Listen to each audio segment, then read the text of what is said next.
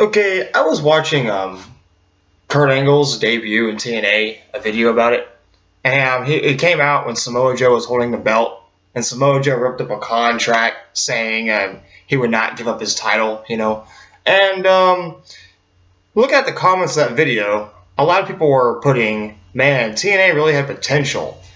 But did TNA really have potential to be better than the WWE? I mean, looking back at it, there were a lot of great stars. Bobby Roode, Samoa Joe, Austin Aries, Suicide, a lot of great wrestlers. I've always said it about TNA. TNA has always had great wrestlers.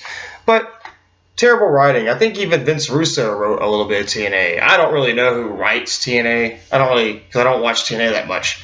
I don't even remember the last time I thought TNA was any good, except in like 2007, I believe, when I was watching it. And I saw like Sting versus Kurt Angle, Samoa Joe versus Kurt Angle. Mainly Kurt Angle was the only reason why I tuned into it a little bit. Now Kurt Angle's kind of not even a big deal there anymore.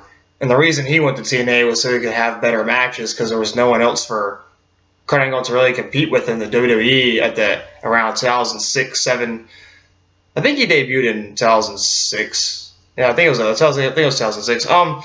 But in 2007 he had all his matches. But like, did TNA really ever have potential to be better than the WWE? I think it did, but the writing was kind of crappy, and TNA wasn't really like as advertised and as popular as the WWE. Like they have Slammiversary and Bound for Glory and Lockdown and pay-per-views like that. The WWE has WrestleMania, the Royal Rumble. At the time, it had Elimination Chamber. It has now Money in the Bank, TLC, Hell in a Cell. A lot of pay-per-views with different kind of gimmicks. Although, the thing about the WWE is they're trying to make new stars and they're having a little bit of trouble with it.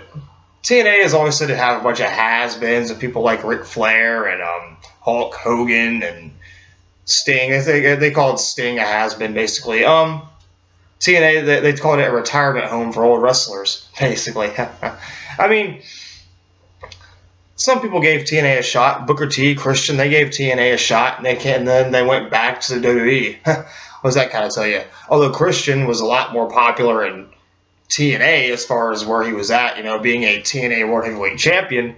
When Christian went to the WWE, they gave him the world title and had him lose it. So TNA made a star out of Christian, and the WWE made a joke out of him. I think TNA tries to make, jobber wrestlers from the WWE and make them into big stars. Like Drew Galloway, for example, he got punished in the WWE. I think he was supposed to become the world champion, but he got a fight with Tiffany, and they punished him and had him lose to Santino Marella and just kept dropping the ball on him because the policies in the WWE are so strict that even though you don't agree with it, they have to punish that star. They just the WWE just punishes a lot of people, which I think is stupid. But TNA having potential, I think it had potential to possibly be better than the WWE. I mean, who knows? They had a lot of great stars. They just had really bad writing, and that was mainly it. But that's all I want to say. But give me your thoughts. Do you think TNA ever had potential? What went wrong? I'd like to know. Have a nice day, and bye.